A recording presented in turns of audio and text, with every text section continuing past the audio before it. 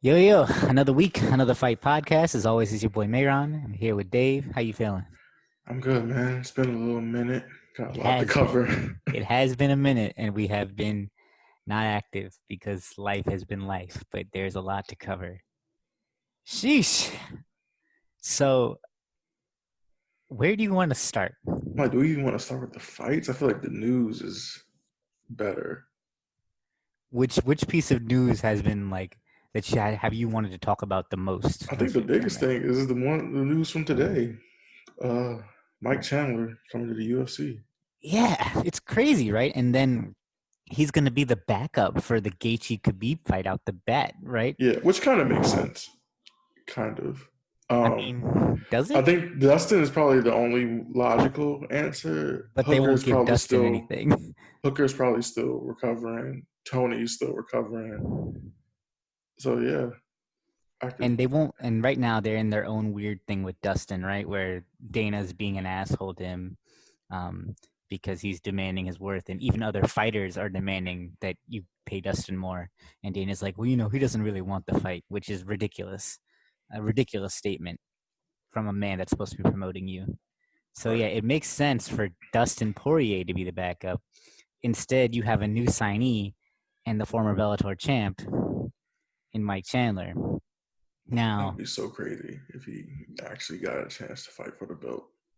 talk about a title unification, right? Yeah. Like, you would be able to say for sure who the best 155er in the world is.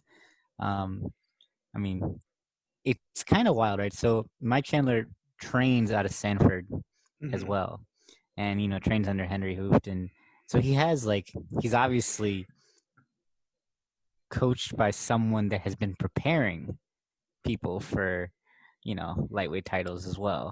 Hmm. Um, do you think this could like? I know we're supposed to talk about the news. Let's talk about the news first. Yeah, all right. Let's talk about the news first. So, what does it mean that this UFC or this Bellator lightweight champ is coming to the UFC?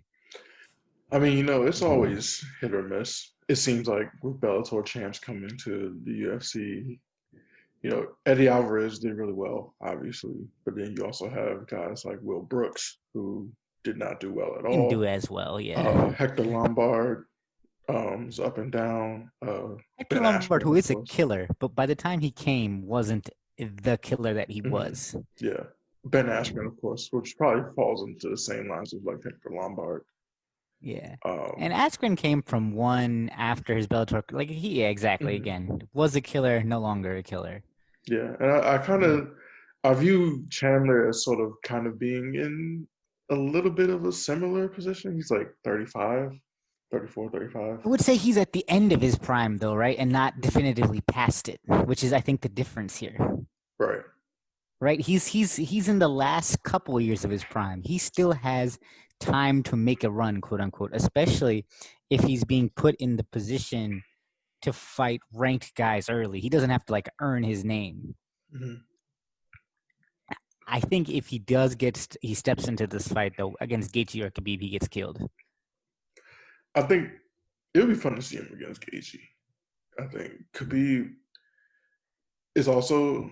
I think they're both interesting matchups, especially the Khabib one. Even though I think Khabib would win pretty easily, it's still interesting because of the wrestling pedigree he has. Mm-hmm. The Gaethje one would just be fun to watch. I think. It'd be two dudes just slinging it, right? And it would be wild. I think like one of the cooler things about Mike Chandler coming over is this. There is a sort of legitimacy to it, right? Like Hmm. if he does fight for it, because he was the Bellator lightweight champ, right? And Yeah, 3 times. undisputedly so. Yeah. There is a way to at least mark how good are you. Hmm. There's a definitive marker there, right? How if the Bellator champ comes in and whoops the UFC champ, that means something. And I suppose it means something if the UFC champ whoops the Bellator champ as well. Maybe not as much though. Yeah. I also. So, do you think that he's going to get a fight on that card? If he's volunteering to be the backup, I don't think he'll get a fight on the card, if that makes No. sense. Because they're not going to promise that he can fight someone just in case he has to step in for the title fight, you know? Right. but I do think he gets a fight on the next card after it. Hmm. And they're not going to give him a fight before either because, again, you don't want to risk your backup getting injured, right? The whole point of a Right. backup is just to have somebody. This is pretty major news. In other major, well, maybe not as major, Israel Adesanya signed to Puma. Hmm. And I thought this was interesting because, as you know, the Reebok contract is ending with the UFC. Right. And so now UFC fighters are finally going to be able to delve back into the olden days where they had their own merch. And I wonder if they're going to be able to like come in with like different kinds of shorts. And like they used to have ads on all their shorts, which was hilarious to me. Yeah, Condom Depot. Yeah, to this day, funniest thing ever. But I think Izzy and Puma makes a lot of sense. International brand, international man. Like there's a lot of potential there to get a lot of good merch and to sort of change the financial futures of UFC fighters, right? So do they know? I know Venom is the new sponsor.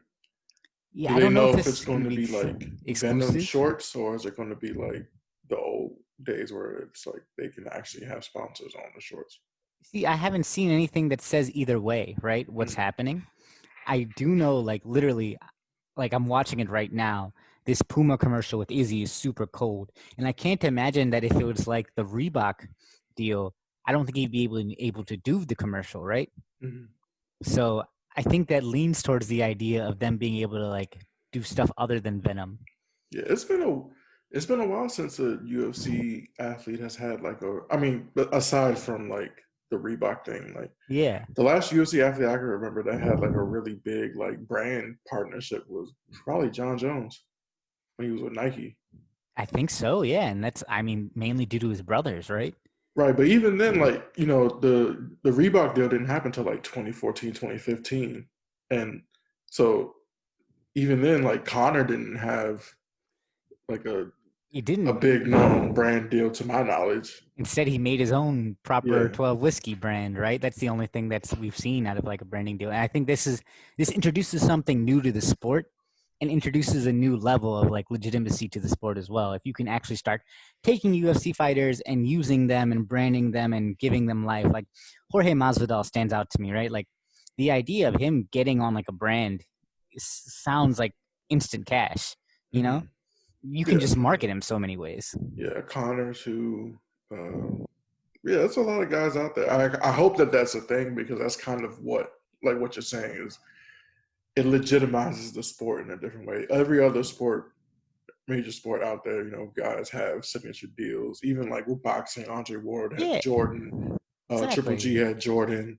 A ton of guys, Jamel Herring, and a few other guys have Adidas. So, I'm about to say, I know there's Adidas boxing and like even in jiu-jitsu or judo rather mostly, but jiu-jitsu as well. They have deals with brands if you're famous, right? Mm-hmm. Keenan has a pretty high profile deal with Hyperfly. They've been together a long time. That's a jiu-jitsu brand that I really like. Actually, people at my gym, a lot of them are sponsored by Very Hard to Submit and Moya. Shout out to Tim Spriggs and Vanessa Griffin. It's kind of like, it's weird that the UFC didn't have this. So I think that was pretty major news and is going to shift the sport a little bit. Mm-hmm. But yeah, I think those were the two major pieces of news today, unless you want to talk about Justin Bieber. No, absolutely not. Not Justin Bieber. Sorry, Logan Paul. Same difference. Yeah, I know. I mean, I guess we have to talk about that briefly. I don't want to talk about Logan Paul per se, but I do want to talk about Floyd. Yeah. Right. Yeah. So is that official? I haven't seen anything. I've only seen rumors, and I haven't seen anything on Floyd's end. But I wanted to ask you this. Floyd is such an interesting character because he's the best boxer of all time, right? Skill-wise, I don't. Yeah, whatever. There are arguments against him, sure. Like there are other boxers you could put in the conversation, but to say that he isn't in that conversation would be ludicrous. Oh no, right? He's in the conversation, and he's probably the most legitimate undefeated fighter ever. Like there's others who are undefeated but don't have quite the accolades that he has. He's definitely, if I had to do an unbiased top five, he's in the top five somewhere. I don't know where, but I'm talking about purely from a skills perspective. What he did skill-wise, I've never seen any other boxer even come close to, right? For that sustained period of time, it's crazy. The reason I bring this up is because while this is true, Floyd has absolutely no, like, as much of a student of the game he is, as intelligent of a fighter he is, he does not care about the so-called purity of the sport that a lot of other people care about, right? He has no, he is like, that's why he went to fight a kickboxer in Japan who is like 3 weight classes below him and beat him up for fun, right? It's not a knock on him. It's just like how he approaches things. He looks at it as a business deal. I don't necessarily mind that too much because I don't mind it either. I would rather not see him fight for real anymore, just because I don't really care for it personally as like a fan. But you know, if he wants to do exhibitions, like people are going to tune in, people are going to pay for it. So I don't mind him doing that. I am just personally really tired of the whole like YouTubers, TikTokers, whatever they are. Like, it's just such a spectacle, and it's just like I think where the disrespect of the sport comes is like when you have like the last one where his brother fought another guy. I don't know his name, but like on the card there were legitimate boxers. Yeah. There were 3 world title fights on that card, and they were the main event. And it's like, yo, what the fuck is this? Like, well, it brings us into another topic, which we're going to get to in a second. But before I let you go, the reason I brought the whole Floyd side up is I'm like, does it give the YouTubers and TikTokers legitimacy if we see Floyd in the ring with him, right? Did you think that gives them some legitimacy to non-fight fans especially? No. Does it, like, not to us, right? Because we know Floyd will do anything for a check. But I wonder if the public perception of like this YouTube boxing is going to go up if a boxer such as Floyd of all people decides to do this. That was the only like question I have. Maybe it's like younger people, but I think even like older casual people would understand what they'll know what's up. Yeah, they'll know what's up. I think it's interesting because this is like he's actually bigger than him, which doesn't matter. It doesn't matter at all. But like, it's just it'll be interesting to see the spectacle of it. Will be interesting to see. It's gonna be hilarious. That dude's gonna be swinging, and Floyd's just gonna not be there. You know, like dude might knock himself out. So the other topic that you were bringing us to in terms of the spectacle and how that card had 3 other people is like, this is all by DAZN's doing, right?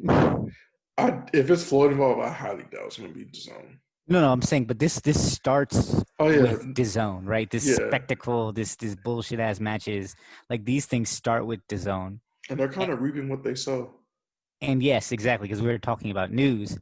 DAZN is in a really bad place right now, right?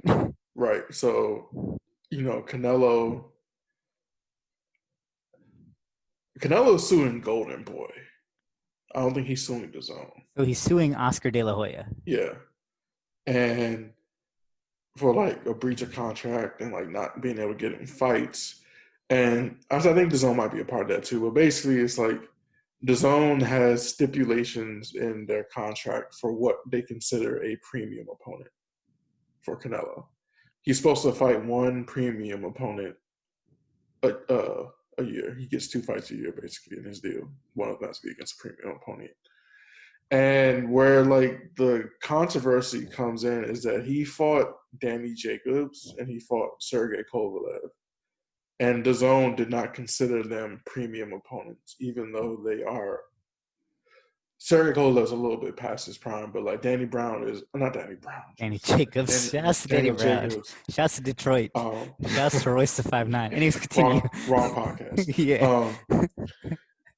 Daniel Jacobs is I wouldn't say an elite boxer, but he's definitely like he's pretty damn good. He's top 5 in either division he's in. And he's pretty damn good.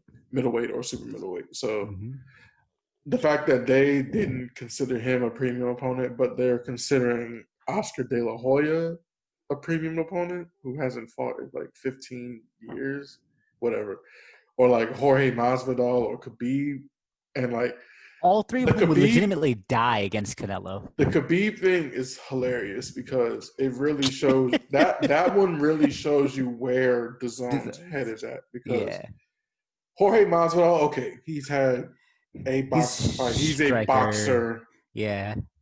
He's a kickboxer, but he boxes. He boxes. But like Khabib is not. Khabib is a mixed martial artist, like to the core. Like he's not boxing anybody. Khabib is a sambo guy. Like you know, like what is like what? Like who would even if you even have any semblance of what Khabib Nurmagomedov is, you'd be like, why the fuck would anyone ever want to watch him fight Canelo in a boxing match? Nobody would, yeah. Because it's like he's gonna throw one punch and Canelo's gonna counter it. It might knock him silly. And Yeah, that'll be it. Khabib legitimately might get KO'd in the first round. It's not like he has a lot of hand speed. Yeah, exactly. Footwork is gonna be terrible. It's just like it's gonna be it's wrestling like, footwork. The dude's gonna like have his head forward, and yeah, Canelo's like on paper, people are gonna be like, "Oh, Canelo's fighting Khabib," but in reality, if you really understand what's going on, you're gonna be like, "What the fuck am I watching?" I don't even think MMA fans would tune into that. Yeah, I think like I'm not gonna lie, I would be like fake interested in the Masvidal one, just really fake, but like it would get my attention enough for me to like watch it. It would actually be like a fight-ish. Yeah, I think it would be Canelo beating up Masvidal, but there would be a fight if that makes sense. Yeah, with Khabib, it's not even a fight; it's just Canelo punching him. It would be the same outcome if Canelo fought any like non-top 5 boxer in his weight class, which is like, all right, whatever, okay, cool. But like Jorge Mas, like it's just like it's mind blowing how out of touch DAZN really. Do you think DAZN makes it past 2020? As an organization, they're losing a lot of money. They're not being able to put on shows. They're like they have this whole lawsuit thing. Like, does DAZN make it out of 2020? I think they do, but 2021 is really bleak to me because it's like, one, they cut every Golden Boy card that's been taken off except for Jaime Munguia has a card that they're keeping, and then Ryan Garcia is fighting Luke Campbell, and they're keeping that card. Every other Golden Boy card has been cut. Bellator just signed with CBS, so I think that's a huge. I mean, I don't know if they're going to broadcast simultaneously on DAZN or not, but that's a big blow if they're not. It's a big blow, yeah. Because like people aren't watching on Paramount Network, but they'll watch on CBS because it's just on TV. And then they have Matchroom, which is the UK boxing, but no one here gives a fuck about that. Yeah, I don't know. Unless Anthony Joshua is fighting. Is that what Anthony Joshua fights on? Like, yeah, he fights on DAZN. Okay, yeah. Matchroom. But like, that's the only UK boxing I think that anybody gives a fuck about. And then they have the World Boxing Super Series, which I don't even think is going to be a thing after this year anyway. Not yet. You know, they're in a really bad place because it wasn't like the boxing that they were putting on was like outstanding in the first place. Like, there were some good fights. There were good fights on there for sure. But it was very accessible. I'll put it that way. The model, they had the right idea, but it wasn't. They just weren't coming through with the fights. Yeah, and you know, I think that has to do with the fact that they're just out of touch with what, like, boxing fans are already a limited asset in of itself. Like, very small slice of the population. Right. And, you know, in theory, if you were putting on good quality fights, I think boxing fans would subscribe to it. But it's just like the fights aren't good all the time. Their commentary team is terrible, like absolutely god awful. And it's just like, you know, most people don't care about casual Golden Boy cards or your typical UK boxing card that doesn't involve Anthony Joshua or their small stable of American fighters. Yeah. Like, if it's not them, no one's watching that shit. So it's like, and then Bellator has really good production, really good announcing, really good content overall. But if they're leaving the CBS Sportsnet, then also, why would I have Bellator also did this really smart thing. And if, by the way, everyone who's listening, if we sound distracted, Miami and Boston are playing, and they're in the third quarter right now, and it's 79-76. And David's a huge Miami fan, and he told me that Miami is going to win the championship this year, and I didn't believe him, but they might because they're doing really well. But anyways, Bellator did this really smart thing. Bellator put all their prelims on YouTube Live. Like, when I want to watch Bellator, it is so easy to watch Bellator right now in terms of the prelims because YouTube Live is the way to go. If you're like if you're a small organization looking to like get people interested in your stuff, give it away for free. Make it easy to watch. And then that Paramount Network, apparently I have it like through like files. So sometimes I'll just turn it on because it's on TV. It's on cable television. and now it's going to be on network television. So no one's ever going to use DAZN, the app, to watch Bellator again, even if they still are on there. It's too accessible other ways, other better ways. So I don't think DAZN has an exclusive deal with them. I'll just put it that way. Right. So, they're running out of options. They didn't have. I feel like their mistake was sort of not becoming like their own boxing network. It's like, for example, Premier Boxing Champions is not a promotional company. It is a network. It is a TV show. So they have the ability to like have fighters fight on their television show, but like DAZN doesn't actually handle much of their promotion. Like not promotion, production. Like they have their own announcement team and things like that, but like that is a golden boy show that they're announcing. They are announcing a Matchroom broadcast for U.S. audiences. So they're pretty much just broadcasting the match, and everything else is handled by the only fighter they actually signed to like an exclusive deal. I thought it was Triple Canelo. G. Oh, Triple Canelo's G. Deal is like him and it's like DAZN and Golden Boy. But Triple G is exclusively DAZN. Well, it's a bit late for him. Yeah. Who knows? I don't even know if he's going to fight again. To be honest, I thought he was retired. Like, no, he was supposed to have a fight in June, but COVID. And I don't know. You're not a Triple G fan, though, right? You're not you don't like that guy. It's not him. It has nothing to do with him. Nothing to him personally. Yeah. I think that when it comes to what people are nitpicky when it comes to like fighters and like why they like certain fighters. Like a lot of people are very, critical of like Terrence Crawford and Deontay Wilder for their resumes not being like the greatest. But like Triple G's resume is terrible too, to be completely honest. Like until he fought, this fight is a loss to Canelo. Yeah, like until like I would give him Danny Jacobs. Like everything after Danny Jacobs is pretty credible to me. He had Danny Jacobs, Canelo twice, and then Vanes Monterosian, but who cares about that? And then he had Sergey Devchenko. Those are all quality fights. Fine, but before that, he fought Kell Brook, who moved up 2 weight classes, and then it's like who.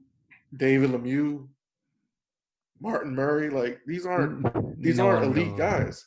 Yeah. But he's supposed to be this killer, which he is a killer. But it's like he never moved up in weight.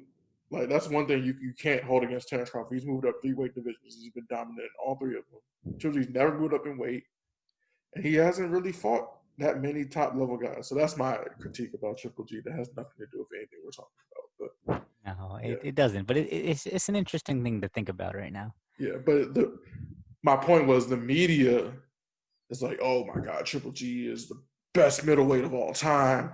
He's a shoe-in first ballot boxing Hall of Famer. There hasn't been anybody that dominant in the middleweight division, which is true technically, but when you actually look at it, it's not that great. But that's neither here nor there. So this weekend is my most anticipated boxing card of the year, just because a lot comes out of it, and it's also a lot of good fighters that I like on there. So this is the Erickson Lubin Terrell Gausha card. Lubin card, yeah. Yeah, so that card is big. We now know that it's for the WBC silver welterweight, super welterweight title, which basically means it's a title eliminator for Jamal Charlo's belt, which he'll be fighting for next week, which we'll talk about in a little bit. But so basically, the winner of that fight fights the winner of Jamal Charlo and Jason Rosario. But also my guy, good God, Boots, finally has an opponent. He is fighting Juan Carlos Abreu, who is I don't want to call him a gatekeeper per se, but he's a very tough fighter. He's never been knocked out, and he gives guys hell. Like he has 5 losses, but his 5 losses are to guys who have either fought for world titles or are like top level competitors. So you got Kavalauskas Mean Machine, who just fought Bud around this time last year. He lost to Alexander Besputin, who was a welterweight contender. He lost a split decision to he lost a unanimous decision to Jamal James, who we've talked about here a lot. And he knocked down Jamal James. They traded knockdowns in that fight too. So, he can hit. And I think this is going to be a really big test for Boots, because I think if he blows this guy away, he's definitely like top prospect. Yeah, I'm about to say then that's a pretty big deal, right? Yeah. And then like even if he wins, that's a really good test for him. And I'm just excited to see him fight. It's been a while since he's been on a card. But like the Erickson Lubin Terrell Gausha fight is a really good. It's pretty much a 50-50 fight to me. And Lubin hasn't fought since 2019, right? Yeah. Like it's been a while. I think that COVID has affected that a lot. It's not on Lubin. I'm just saying like it's just he hasn't been in the ring in a while. Yeah. He does. I think Gausha hasn't fought since. A lot of guys haven't fought since 2019. Yeah, that's true. Yeah. So Gausha fought last May 25th, 2019. Which is more than a year. Even more than that, because he beat Lubin beat Nathaniel Gallimore in October of last year. So fun fact for people who don't know, the current unified champion at 154, Jason Rosario actually got knocked out by Nathaniel Gallimore. Oh, interesting. Yeah. I did not know that. Yeah. So I think that's a really, really good fight. Terrell Gausha to me is extremely underrated.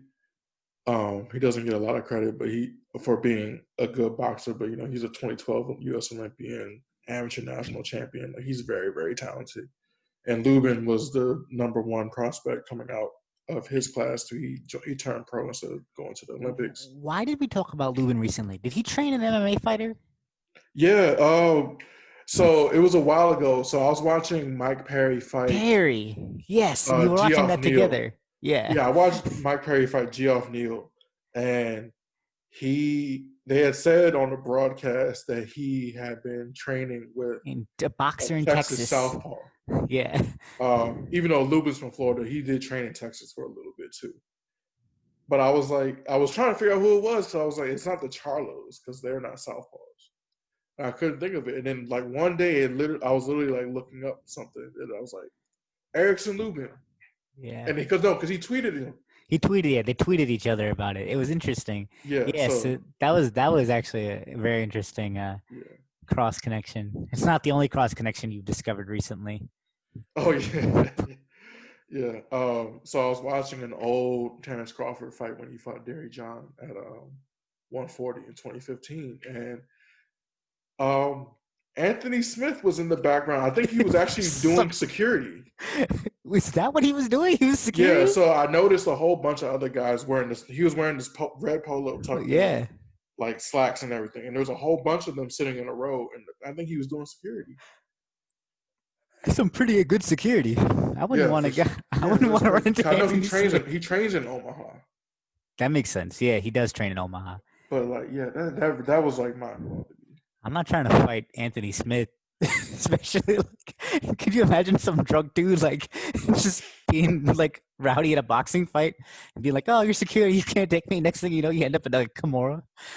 That would suck. Yeah, the combat sports world is much smaller than people think. I know like people want to have like this big divide between mixed martial arts and boxing, but there's really so many crossovers. There can't be, right? And like the other thing is like even between boxing and wrestling, given that they're both Olympic sports, there's a lot of crossover there too, right? Yoel Romero's brother was an Olympic level boxer. Yeah. And Kamaru Usman has talked about his like time at the Olympic Training Center in Colorado, how he would train with Errol Spence. Yeah. Yeah. So it's not that much separating the two sports. There's only so many people that want to get hit in the head, right? In the world. And there's only so many people that can like actually hit people in the head in a way that matters. You can't separate them that much. But yeah, can we talk about the Charlo doubleheader a little bit? Sure. Yeah. So next week there's a PBC on Showtime pay-per-view. It's a doubleheader. I'm not actually quite sure how it's going to work. I know it starts at 7. But there's basically like 5 or 6 title fights on the It's card. a stacked card. Yeah, like it's actually a pay-per-view. I think I usually don't buy a lot of pay-per-views, but I think I might purchase this one. It is a stacked card. So And there's so many. All right, so well, let's obviously start the with Charlo versus Sergey. I can't pronounce his last name. Derevchenko. Yes, start there. So yeah, that's a really, really good fight. I think that Jamal Charlo is probably the favorite, but I also believe that that's kind of a trap fight for him because Derevchenko is extremely good. I still stand by, and this is unbiased. I unbiasedly believe that he beat Triple G when they fought. And he has an interesting style matchup for Jamal Charlo. He comes forward and he throws incredible combinations while coming forward, and he's a very good technical boxer as well as like a brawler. And I think that even though he's a lot shorter than Jamal Charlo, I think that style might prove to be a little tricky for him to handle. And it's the only style that would actually allow him to be shorter and win, if that makes sense. That constant forward but pressure. He has a lot of physical advantages against Jamal Charlo. Yeah. I think he's given up damn near 7 inches in reach. I'm about to say the only way you beat Jamal Charlo being that short is to be inside the pocket and come forward with him. Because if Jamal keeps him at range, then it wouldn't make a difference. And do you want to talk about this Rosario fight a little? Yeah, this one was kind of hard to gauge. Before you get into like the X's and O's, it's a WBC, WBA, and IBF 154-pound unification bout. Right, Jamal Charlo is the WBC champion who he won that belt against Tony Harrison, who he also lost the belt to. And then Jason Rosario won his 2 belts by spectacularly knocking out Julian Williams, who won the belts from Jared Hurd. So can you make like the argument whoever wins this fight is probably the best 154-pounder on the planet? Oh, for sure. I think Jamal Charlo is the best 154-pounder right now. I find it hard to read Jason Rosario, to be completely honest. There's been a lot of interesting talk about comparisons. People have been comparing him to Julius Ndongo, who was the unified 140 champion that Terrence Crawford beat to become undisputed, and how like he kind of came out of nowhere to win 2 belts, and then fought someone that was just way above his level. Yeah. Jason Rosario has fought a lot more names than like a Julius Ndongo, but it's still like hard to read him, honestly, because it's just like I think this is going to be a competitive fight, though. I don't know. I really don't know, because it's like he got knocked out by Nathaniel Gallimore, who's a gatekeeper but a good fighter, and then like he's had like these weird, like he had a draw against Mark Anthony Hernandez, who fought on the Contender Series, the new Contender Series. He ended up beating him the second time around, but like it's still like he has these up and down sort of. So it depends on which Rosario shows up, but like the things I've seen out of him. Oh, sorry. Go ahead. I said the things I've seen of him are pretty good. Like I think he could give Charlo some trouble at the very least. Like this is not a walk in the park for Charlo. Right, but even like the fight before he fought Julian Williams, he fought Jorge Cota, and he got a split decision against him. But like Jamal Charlo used Jorge Cota as a punching bag. Yeah. So it's like it's just really hard to get a read on it. I don't know whether he fights to the level of competition, because again he beat Julian Williams decisively. He knocked him out in the 5th round. And that's the fight that I was watching actually recently. Is the Julian he did Williams a lot of good fight. things. He's a very talented counter puncher. He's also extremely powerful with both hands. I was gonna say he has a lot of power, right? Like that's what I was noticing. Like when he hits hard. Yeah, and then the thing with Jamal Charlo is that he changed his style around, and he gets hit a lot more than he used to. That's what we were talking about, right? Is that he changed his style around arguably to his disadvantage. Yeah, and he has a chin. He has a really, really good chin, and but Jason Rosario is a very powerful boxer, and he's just not a guy you want to really be like taking a lot of punishment from. I also just don't know the mental space the Charlo brothers are in right now, how being on the same card is going to affect them again. Like there's a Yeah. lot going on there, and I'm not going to here to talk about gossip, but I am here to say that like I think it does make a difference that this card is happening in this way at this time, right? Mhm. And I think it could affect I the mean, I think all that the way they back and go forth they were doing, I think that in. was bullshit. Oh no, that's just brothers being brothers, but like being on the same card again Yeah, and after they like what said after happened they with said they would never do it do again it. too. Yeah. That So that creates a certain amount of pressure, right? It's like Khabib always says, like he hates when his brothers fight on the same card, but like he obviously has to because the UFC is the UFC, but mhm. like he gets more stressed out about them than he does about his fights. Right. And brothers are brothers; they're gonna fight or whatever. That's not what I'm talking about. But like being on the same card, that's a Mhm. lot of pressure. Yeah, for sure. But even like on the undercard of that card, you got Daniel Rahman versus Juan Payano, which is a small guy fight. But Daniel Rahman was a former unified champion who fought. I can't pronounce his name, but he goes by MJ, and he was like a Uzbekistan Olympian. He was one of those fast track guys. He might only had 6 fights when he fought him, but he beat Daniel Rahman, who was a unified champion at 122. So they're fighting for I believe it's a WBA eliminator. So he's fighting for a chance to get his old belt back. Brandon Figueroa is the WBA regular super bantamweight champion. He has a fight on the card. Luis Neri is moving Luis up. Neri, yeah, he Um, used to be pretty good, right? he's still good, but he had an issue with performance enhancing drugs, and then he used to just miss weight at 118 all the time. So he's moving up Mhm. to fight for the vacant WBC super bantamweight title, which was vacated by Ray Vargas, who moved up to featherweight. Then you have John Real Casimero, who is the bantamweight WBO champion. He's fighting Duke Micah, who is a very good Ghanaian boxer. He's undefeated. Casimero was supposed to fight Naoya Inoue before COVID. Um, so it's a stacked card. It's like six title fights of some sort. 5 title fights and then a title eliminator. So it's stacked. It's stacked for sure, and it's kind of an expensive pay per view as a result. But like, Yeah, 74. Yeah, it's not cheap. I'll put it that way. Like, yeah, it's not as cheap as I thought it would be given COVID times. yeah. I mean, I don't think this is the first. This has got to be the first boxing pay per view of the Yeah, I year. might have said Well, we not haven't had one yet, right? we had a Fury Wilder too, but like first one since COVID started.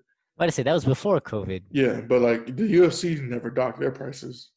No, but Dana White's a terrible person. Right. Well, yeah. So I mean, not that boxing promoters are angels, but yeah. there's levels to terribleness. Um, Speaking of the UFC and Dana White, so we have arguably the best fight night card coming up this weekend. Like Yeah. the most stacked one Yeah, in a this is better. It's been better than while. some of the pay-per-views, honestly. I think it will be better than some of the pay-per-views coming up too, to be honest. Tyron Woodley and Colby Covington fighting in the for the soul of America, some would say. um, this is going to be somewhere where I really, really hope Tyron wins and retires. Like, I'm not going to lie, seeing him lose these 2 fights to Usman and then Burns Yeah. was very, very tough as someone who's been a fan of him for a long time. I've been a fan of his for a long time. He's had his title reign. He's done well. This is his rival, his enemy, whatever. It would be great to see him get the win, do it in like overhand right fashion, which, the thing is, Tyron is a better striker than Colby. He is. He is definitely a better striker than Colby. He has more power. He arguably, when he is doing the things that make him Tyron Woodley, when he's backing up in a way that makes sense, he is a better counterpuncher. He has more strategy. His wrestling defense is just as good as Colby's wrestling offense. Like, on paper, other than the fact that Tyron's old, Tyron can win this fight. What concerns me is disagree. Colby Covington has looked really, really good. And Tyron Woodley has not. You don't think Colby Covington looked really good No, against no, I'm Usman? saying that I think this is a terrible matchup for Tyron Woodley. It wouldn't be No, a couple years ago. Yeah, but even then, it's like I feel like Tyron struggles heavily again, like historically throughout his career. He has struggled when he can't set his own pace, and he struggles against guys that are high, that come forward and that have high volume and have high cardio, and that everything that you basically described as what Colby Covington is: high volume striking, cardio, and comes forward. I think prime Tyron Woodley, and it could be my stanism here, right? I'm not above pointing out that I used to be a Tyron Woodley stan. I'm a very realistic stan, so I understand that he's not the same guy. But what I'm saying is, like, his ability to back up in a way and throw strikes and throw counters against the style of someone who continues to come forward could help him out in this case, right? If his right hand is what it used to be, especially if Colby's fighting southpaw, because we've seen what happens to southpaws when they rush in forward against guys like Tyron Woodley with the right hand like that. Mm-hmm. And so that's where I'm like, I have some hope. On the other hand, if Colby Covington whoops Tyron Woodley's ass, as sad as I will be, he is a very, very strong case to rematch whoever wins the Burns Usman fight, right? And the reason being is because, like, unless they're gonna actually give Leon Edwards a shot, which they haven't been, there's no one else to do it. The way that I would like it to play out, I would want the winner of this fight to fight Leon, and then that winner is the next challenger. I agree. I think the way I would like to actually for it to play out is for Leon just to get next, regardless. Because I think Leon's done enough and has enough of a resume to just fight for the title next, right? I agree. Whoever wins should just fight Leon. I think that's the right thing to do. I don't think that's what the UFC will do. You know? Do you think that Colby wants the belt? I think so. He fought like he wanted the belt when he fought him. Yeah, I agree. But I don't know. I feel like if they offer him Masvidal, I don't think that he would turn that down for a shot at the belt. I think if it was an opportunity, I think he probably would go for it. Yeah, he wants some money, right? I think he wants enough money to be able to drop the stupid shtick and retire and just fight. Yeah. But yeah, I really want Tyron Woodley to win because I just can't stand Colby Covington. I can't get over the fact that this is a really bad matchup for him. It is. Especially at this stage of his career. At this stage of his career, I can admit that it is a bad matchup. But I think if we can get one vintage performance out of Tyron Woodley, if it could just be one, this might be it. Yeah, but I do think. My other thing is, I feel like if he wins, I think he's going to try to make a run at the belt. I hope not, because he will get killed. He will get killed. Yeah. Like, if he wins, it's going to be because he knocked him out with his right hand. And he cannot rely on that right hand against people that will be much more calculated than Colby, right? Mm-hmm. If he wins, it's because Colby is coming forward and he's able to counterpunch him. That's the scenario under which he wins. Is he at is Tyron at Rufus Sport? Yes, generally speaking. I don't know what he's doing right now during COVID times, but generally he's at Rufus. Okay. And we don't know where Colby is, right? He's not. I know he's not at ATT. I mean, yeah, I don't actually know who the hell he's training with and where he's. He might be at a different ATT location because they have like 15 in Florida or something. Okay. But yeah, I don't know. He's definitely not the one that Jorge Masvidal's at. So other fighters on this fight that also need to retire. Cowboys fighting Nico Price. I think Cowboys should win this fight, but will he win? I don't know. He is skill-wise, he's a different level than Nico Price. And Nico Price is a good fighter. Nico fights out of Sanford as well, or did at one point. And, you know, Nico's a good fighter, a solid striker, but Cowboy is a part of an elite class that should be able to handle him. You know, Yeah, but he's a little past his prime, I think. I don't know what the point of a cowboy fighting is at this point. I think he just likes fighting. Yeah, like he's not making a title run at this point. Yeah. It's literally just because he likes fighting. Which is weird because he's rich, like rich outside of MMA. Like He is. I don't know. He is he grew up like, wealthy. Oh, he's like an oil baron or some shit. I don't know. His he has like old money, which man, I it's weird that you become an MMA fighter with old money. I think he you've seen like outside of MMA, he does That's like true. crazy He be going, shit. I think he just likes the adrenaline rush of it. Yeah. And jumping planes and shit. But yeah, I think. Yeah, but I think I wouldn't be surprised if Nico Price won the fight. I think that Cowboy should win. I think he's a better fighter than Nico. But if Nico wins, I think Nico finishes Cowboy. Yeah. Right. Nico finishes Cowboy with TKO via strikes in like the second round or something crazy like that. If Nico wins. The other fight that we should talk about on this is Hamza versus Gerald. Yo, Hamza versus Gerald is a wild string of names to say. Yeah. I can't even pronounce his last. I can't pronounce Gerald's last name. Yo, Hamza Chimaev versus Gerald Meerschaert. Yeah. This fight's interesting to me because I kind of agree with a lot of people. I feel like it's a little disrespectful of it's cocky as shit. It's not his fault. It's not his fault at all. I agree. Yeah, I would do the same thing in his situation. Of course I'm going to take the two fights. Yeah, but it's just like,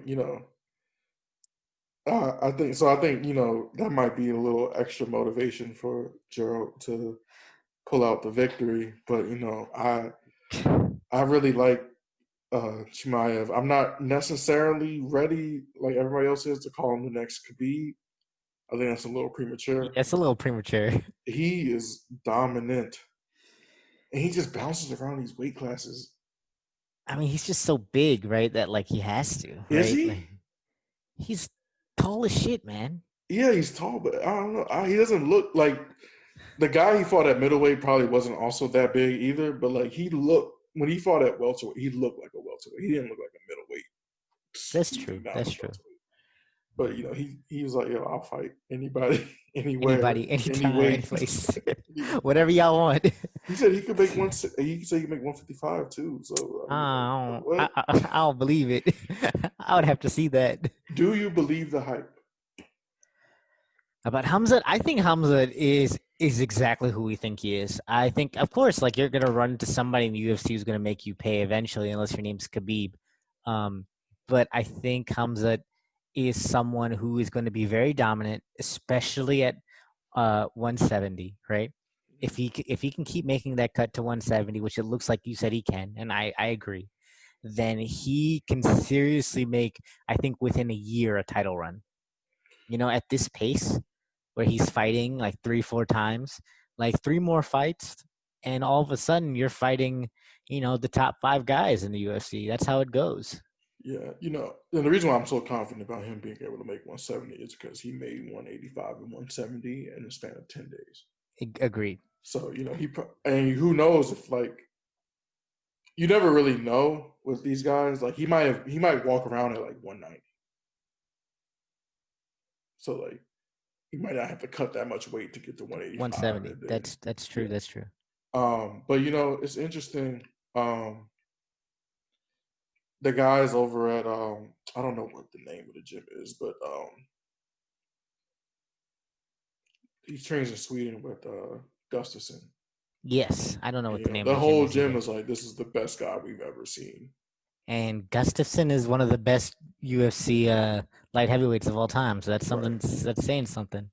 Yeah, so but I'm excited. I like watching him fight. Johnny Walker's on the card too. Yeah, I was gonna say the next fight we should talk about is Johnny Walker versus Ryan Spann. Speaking of light heavyweights, we'll see if Walker is back to normal after his stupidness. Yeah, he's at TriStar now. Well, he's been at TriStar. He was at TriStar for his last fight too. For his last fight, yeah. Yeah, and I think it's interesting. I've kind of during COVID times, I've kind of binged a lot of Faraz Zahabi's, just like videos and everything. Oh, he's like AMAs and all the other His stuff. AMAs, but also like he has like interviews and like little mini documentary stuff on YouTube.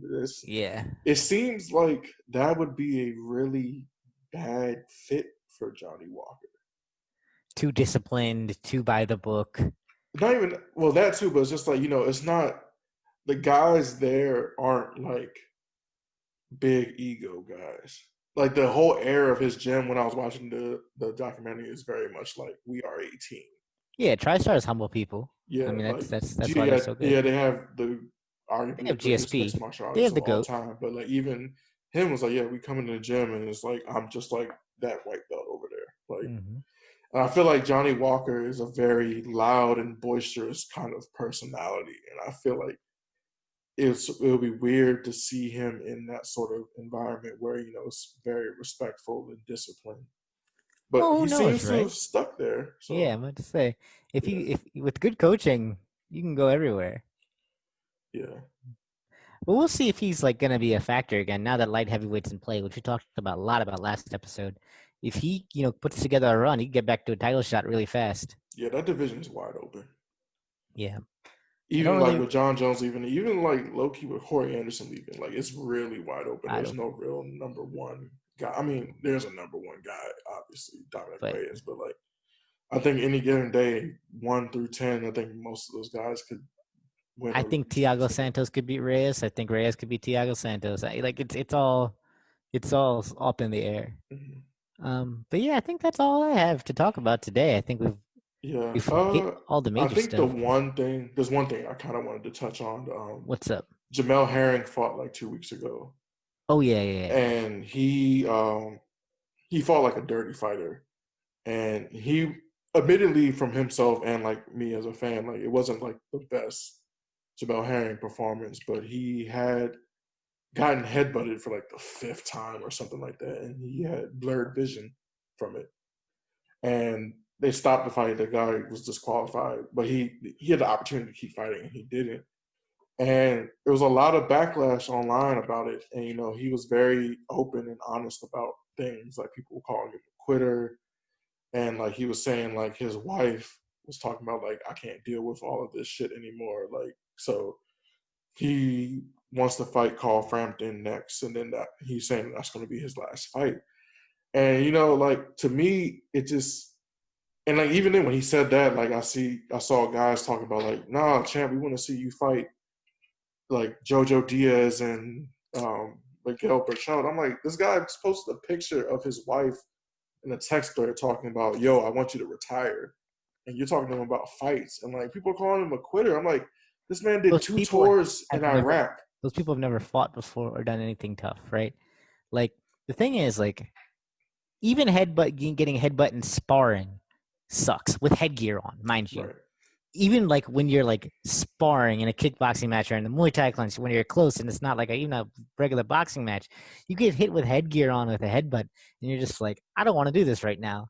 And yeah, when you're seeing double, could you imagine being stupid enough to be like, yeah, I'm seeing double. I should keep going into a boxing fight. And he got lucky. It was actually an old eye injury. It was a fracture in his eye socket that was old that he never really got checked out. So he was lucky, but it's like, for me, it really hits home because one of my favorite fighters of all time is Gerald McKellen, G-Man from the 90s. G-Man. Incredible fighter. He fought the Dark Destroyer. I can't remember his name. But it was a really rough and tough fight. And, he had gotten hit. Nigel Benn was his name, the Dark Destroyer. He had gotten hit and he was like blinking really crazily and like trying to like get his vision back. But he wouldn't quit, and he kept fighting, and he got knocked out. And, he ended up having, like, severe brain trauma. Like, he's alive now, but he's in a wheelchair. I think he's, like, mostly blind and deaf.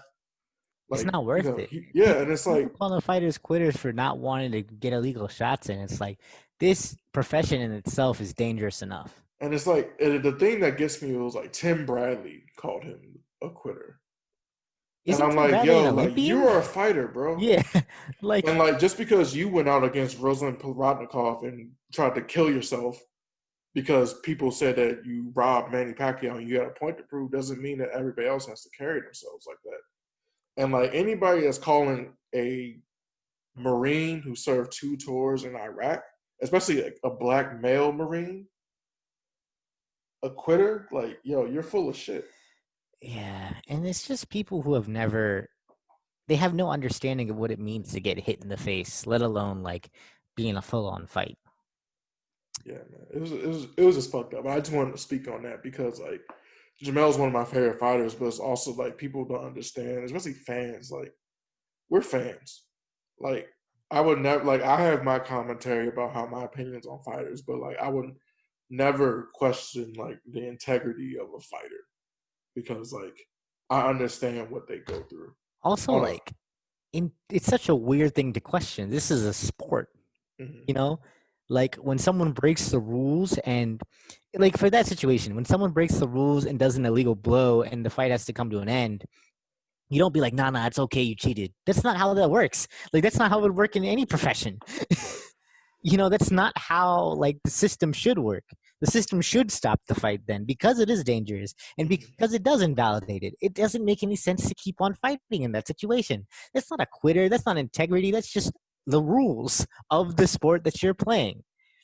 We're watching this NBA game right now. If, like, you foul out, you foul out. You can't go back in the game.